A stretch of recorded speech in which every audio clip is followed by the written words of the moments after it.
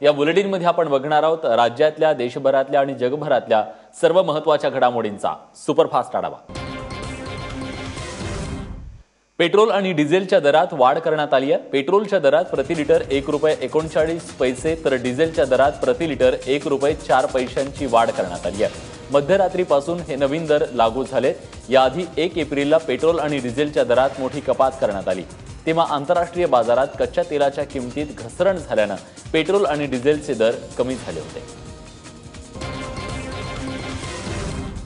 आदिवासी विकास खात्याचे उपायुक्त किरण माळी यांनी लाच घेताना रंगेहात त्यांना अटक करण्यात आली आहे। ठाणे लाचलुचपत विभागाने ही कारवाई केली आहे। आंब्याच्या पेटीतून 12 लाख रुपयांची लाच स्वीकारताना त्यांना अटक करण्यात आली आहे। खरं तर हा सापळा आदिवासी विकास खात्याचे अतिरिक्त आयुक्त मिलिंद गबांदे यांच्यासाठी लावण्यात आला होता। आदिवासी विकास खात्यातील एका कर्मचाऱ्याकडे पदोन्नतीसाठी 12 लाख रुपयांची लाच देण्याची मागणी त्यांनी केली होती। ठाणे लाचलुचपत विभागाच्या या कारवाईनंतर मिलिंद गबांदे फरार असल्याची माहिती मिळते। कृषी राज्यमंत्री सदाभाऊ खोत यांना अचानक श्वसनाचा त्रास जाणवू लागल्यानं उपचारासाठी चिखलीत एका खासगी रुग्णालयात त्यांना दाखल करण्यात आले। सध्या त्यांची प्रकृती स्थिर असल्याचं डॉक्टरांनी सांगितलंय। सदाभाऊ खोत 2 दिवसांच्या बुलढाणा जिल्ह्याच्या दौऱ्यावर आहेत। काल दिवसभरातील कार्यक्रम आटोपल्यानंतर डोणगावरून चिखलीला येत असताना अचानक त्यांची प्रकृती खालावली, त्यामुळे त्यांना तात्काळ चिखली इथल्या योगीराज रुग्णालयात दाखल करण्यात आलं। नारायण राणे यांनी अहमदाबादेत अमित शहांची भेट घेतल्याची बातमी लीक झाली आणि त्यानंतर भाजपमध्ये मोठा गोंधळ उडालाय। राणेंना पक्षात घेण्यासाठी उत्सुक नसलेल्या नेत्यांनीही आता मोर्चे बांधणी सुरू केल्याचं कळतंय, त्यामुळे किमान सध्या तरी नारायण राणे यांचा भाजप प्रवेश होल्डवर गेलाय। शेतकऱ्यांच्या कर्जमाफीसाठी विरोधकांच्या संघर्ष यात्रेच्या दुसऱ्या टप्प्याचा आजचा दुसरा दिवस आहे। काल बुलढाण्यातल्या सिंदखेड राजा इथं सुरू झालेली ही यात्रा संध्याकाळी जळगाव जिल्ह्यातल्या मुक्ताईनगरमध्ये पोहोचली। यात आश्चर्याची बाब ही की जिथं भाजपचे नेते एकनाथ खडसे यांनी विरोधकांचं पुष्पगुच्छ देऊन स्वागत केलं। गेल्या काही दिवसांपासून खडसे भाजपवर नाराज आहेत आणि संघर्ष यात्रेत खडसेंनी थेट विरोधकांचं स्वागत केल्यानं राजकीय वर्तुळात चर्चेला उधाणार आहे। दरम्यान आजच्या दुसऱ्या दिवसाला जळगाव जिल्ह्यातल्या पारोळ्यातून सुरुवात होणार आहे। अभिनयाचे सिनेमाचे राष्ट्रीय पुरस्कार जाहीर झाले, कारण म्हणजे आता या सगळ्या नाटनाट्यांना राष्ट्रीय पुरस्कार देण्यापेक्षा माझी या यात्रेच्या निमित्तानं, सिंदखेड राजाच्या निमित्तानं त्या सगळ्या मंडळाला शिफारस आहे की अभिनयाचे उत्कृष्ट पुरस्कार ते देवेंद्र फडणवीस आणि उद्धव ठाकरेला दिले पाहिजे। एवढी महाराष्ट्राची फसवणूक त्यांनी या ठिकाणी केलेली आहे। आमदार बच्चू कडू यांनी कृषी राज्यमंत्री सदाभाऊ खोत यांच्या कुठल्याही घटकाने आत्महत्या करण्याच्या करता त्याचे त्या ठिकाणी प्रवृत्ती वाढू नये म्हणून समाज जगवण्याच्या करता हा निर्णय घेण्याची नितांत गरज आहे।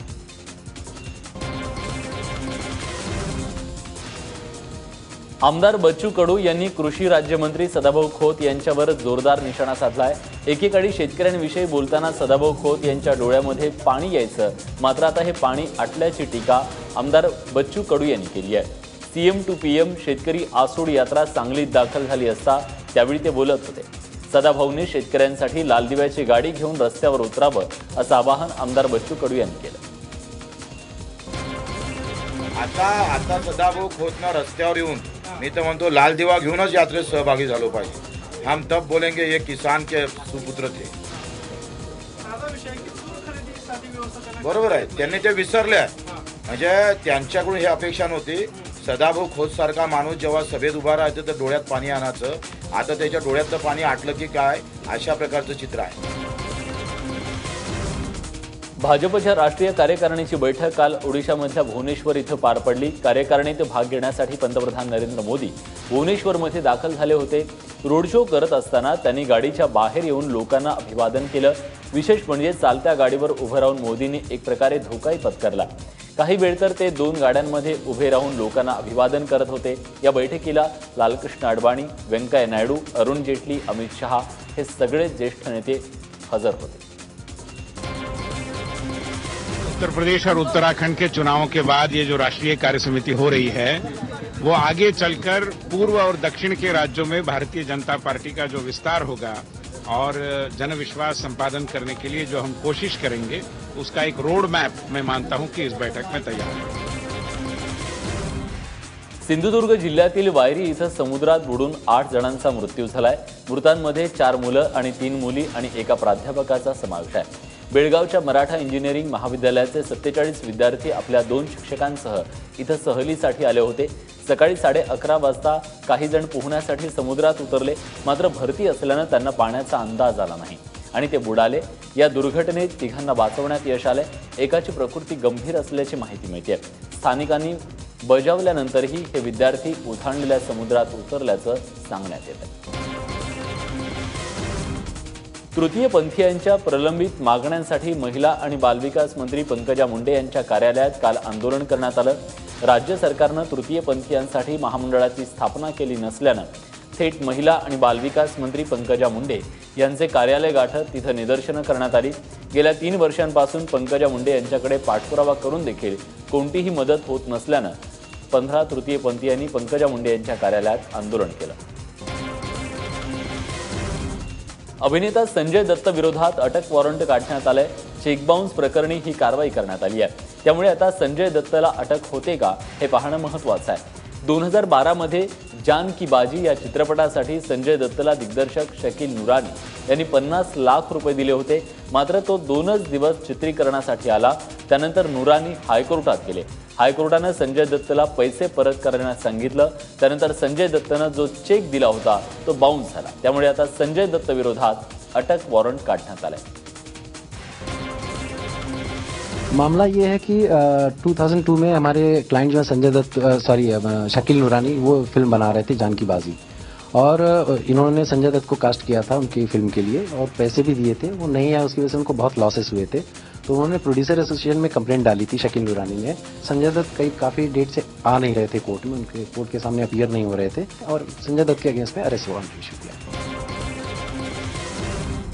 समृद्धी महामार्गाला विरोध करणाऱ्या शेतकऱ्यांना समर्थन देण्यासाठी शिवसेनेचे खासदार हेमंत गोडसे काल गेले, पण त्यांना लोकांच्या रोषाला सामोरं जावं लागलं। आधी मंत्रीपद सोडा आणि मग आमच्या आंदोलनाला पाठिंबा द्या अशी भूमिका शेतकऱ्यांनी घेतली। नाशिकच्या शिवडे इथं हा सगळा प्रकार घडला। शेतकऱ्यांच्या आक्रमक प्रश्नांमुळे खासदार हेमंत गोडसे निशब्द झाले आणि त्यांनी आपलं भाषण आवर्त घेतलं। शिवडे गावात आमदार आणि खासदार हे शिवसेनेचे आहेत, मात्र यापैकी कोणीही अधिकाऱ्यांशी चर्चा करायला आलं नसल्याचा दावा शेतकऱ्यांनी केलाय। मराठा समाजाला आरक्षण मिळावं यासाठी 10 मे रोजी पुण्यात अर्धनग्न मोर्चा काढण्यात येणार आहे। प्राध्यापक संभाजी पाटील यांनी पुण्यात पत्रकार परिषद घेऊन ही माहिती दिली आहे। मात्र या मोर्चाचा सकल मराठा समाजाच्या मोर्चाशी काहीही संबंध नाही असं सकल मराठा समाजाच्या वतीनं सांगण्यात आलंय। पुण्यात 10 तारखेला निघणारा मोर्चा गोखले इन्स्टिट्यूट पासून सुरू होणार आहे आणि जिल्हाधिकारी कार्यालयापर्यंत तो असणार आहे। त्यानंतर 30 मेला मुंबईत मोर्चा काढणार असल्याची माहिती पाटील यांनी दिली आहे। कोल्हापुरात काल दुसऱ्या मराठा समाज गोलमेज परिषदेचं आयोजन करण्यात आलं होतं, मात्र 19 एप्रिलला होणाऱ्या या महागोलमेज परिषदेला काँग्रेस नेते नारायण राणे यांना निमंत्रण नसल्याचं आयोजक राजीव पाटील यांनी सांगितलंय। तसंच कुठल्याही नेत्याला निमंत्रण देण्याचा विचार नसल्याचंही त्यांनी म्हटलंय। या परिषदेला मराठा समाजाच्या सर्व संघटनांच्या 400 पदाधिकाऱ्यांना निमंत्रित करण्यात आले। शिवसेनेचे उस्मानाबादचे खासदार रवींद्र गायकवाड सध्या चक्क आपल्या डुप्लिकेट सोबत सर्वत्र फिरताना दिसतायत। रवींद्र गायकवाडांचा डुप्लिकेट असणारा रत्नाकांत सागर सध्या खरा रवींद्र गायकवाड बनून फिरतोय। दैनिक मिररनं याबद्दलचं वृत्त दिलंय। गायकवाडांसारखा तो कुर्ता पायजमा घालून फिरतो, तर स्वतः गायकवाड टी-शर्ट आणि जीन्स अशा कॅज्युअल पेहरावात फिरतायत। स्वतः गायकवाड त्याची ओळख साहेब अशी करून देत आहेत आणि स्वतःला साहेबांचा सेक्रेटरी असल्याचं अनेकांना सांगतायत। आज दिवसभर राज्यात उष्णतेची लाट जाणवण्याचा इशारा भारतीय हवामान खात्यानं दिलाय। विशेषतः विदर्भ, मराठवाडा आणि मध्य महाराष्ट्रात तापमान वाढण्याची शक्यता आहे। शुक्रवारी भुजमध्ये देशातील सर्वाधिक 46 अंश सेल्सिअस तापमान नोंदवलं गेलं। त्यामुळे गुजरातमधील ही उष्णतेच्या लाटेचा महाराष्ट्रावर परिणाम जाणवतो। 2016 सालचा महाराष्ट्रातील मुलींचा जन्मदर तब्बल 8% घसरलाय। राज्य आरोग्य विभागाकडून जारी करण्यात आलेल्या अहवालातून ही माहिती समोर आली आहे। 2015 मध्ये 1000 मुलांमागे मुलींचं प्रमाण 907 इतकं होतं. 2016 मध्ये ते घटून 899 वर येऊन पोहोचलंय आणि या घसरणीमध्ये वाशिम जिल्हा अव्वल स्थानी आहे. वाशिममधील स्त्री पुरुष जन्मदर हे 62% खाली आलाय. त्यापाठोपाठ पुणे आणि उस्मानाबादचा क्रमांक असून तिथं 53% घसरण झाली आहे. पुरोगामी म्हणवल्या जाणाऱ्या महाराष्ट्रासाठी ही बाब निश्चितच चिंताजनक म्हणावी लागेल. हॉटेल आणि रेस्टॉरंट चालकांकडून वसूल केला जाणारा सेवा शुल्क रोखण्यासाठी केंद्र सरकार आता कायदा आणण्याच्या तयारीत आहे. हॉटेलच्या बिलात मालकांकडून 5 ते 20% सेवा शुल्क आकारला जातो. हा सेवा शुल्क ऐच्छिक असला तरी तो ग्राहकांकडून सक्तीने वसूल केला जातो. त्यामुळे या संदर्भात एक नियमावली तयार करून केंद्राकडून त्याला मंजुरी मिळवली जाईल अशी माहिती केंद्रीय अन्न पुरवठा मंत्री रामविलास पासवान यांनी दिली आहे. सर्विस चार्ज के मामले में हम लोगों ने एडवाइजरी ऑलरेडी बना दिया है और इसको पीएमओ के पास में जो है भेज दिया है. लेकिन हम ये कहना चाहते हैं कभी भी कि सर्विस चार्ज नाम का कोई चीज़ जो है वो कहीं नहीं है. जहां वसूला जा रहा है वो गलत वसूला जा रहा है. तुमच्याकडून एखाद्याला चुकून व्हॉट्सअप मेसेज पाठवला गेला तर आता तुम्हाला तो डिलीट करता येणार आहे. हे फीचर सुरू करण्यासाठी व्हॉट्सअप गेल्या अनेक दिवसांपासून काम करत होतं. तुम्ही एखाद्याला मेसेज पाठवल्यानंतर तो पहिल्या 5 मिनिटात तुम्हाला अनसेंड किंवा एडिट अथवा डिलीट करता येणार आहे. यासोबत व्हॉट्सअप स्टेटसमध्ये फोटो बरोबर यापुढे व्हिडिओ देखील अपलोड करता येणार आहे.